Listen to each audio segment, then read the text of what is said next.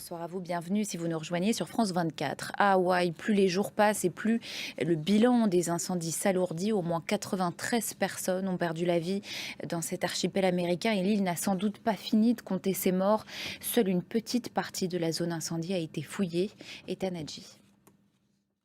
On s'arrête sur cette question maintenant. Quelle chance pour le dialogue au Niger. Hier, le régime militaire a reçu une médiation de chefs religieux nigérians. Selon elle, la junte se dit ouverte à la diplomatie. On en parle avec vous, Jean-Pierre Olivier de Sardan. Bonsoir, vous êtes anthropologue à l'école des hautes études en sciences sociales de Marseille. Vous êtes également professeur. Merci d'avoir accepté notre invitation. 18 jours se sont donc écoulés depuis le coup d'État au Niger. Et pour la première fois, donc hier, la junte a accepté de recevoir cette médiation nigériane. Pourquoi a-t-elle accepté de recevoir cette médiation qui, je le rappelle, est religieuse et pas les autres médiations comme celle de la CEDEAO et de l'Union africaine notamment? Elle avait déjà reçu une délégation de chefs religieux du Nord Nigeria. Jean-Pierre Olivier de Sardan, professeur d'anthropologie, anthropologue à l'école des hautes études en sciences sociales de Marseille. Merci beaucoup à vous.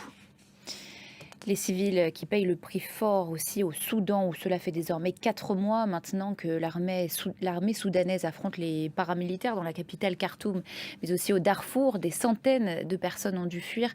Niala, notamment ce dimanche, c'est la deuxième ville du pays. Et dans les zones qui concentrent les combats, eh bien, les habitants font ce qu'ils peuvent pour faire face et survivre. Et Tanadji. 7 morts, dont un nourrisson et un enfant de 12 ans. C'est le bilan d'un bombardement russe sur la région de Kherson, régulièrement attaqué. Côté russe, 2 drones ukrainiens ont été abattus ce dimanche, selon l'armée russe, au-dessus de la région de Belgorod et de Koursk, 2 zones frontalières de l'Ukraine. Pierre Leduf. Toute autre chose à présent. Il est le premier Français à entrer au Hall of Fame. Tony Parker, quadruple champion de la NBA, il a été officiellement intronisé hier soir au Panthéon du basket américain à Springfield, aux côtés de son entraîneur, Greg Popovich, Mark Pope. Et c'est la fin de ce journal. Merci pour votre attention. Excellente soirée à vous sur France 24.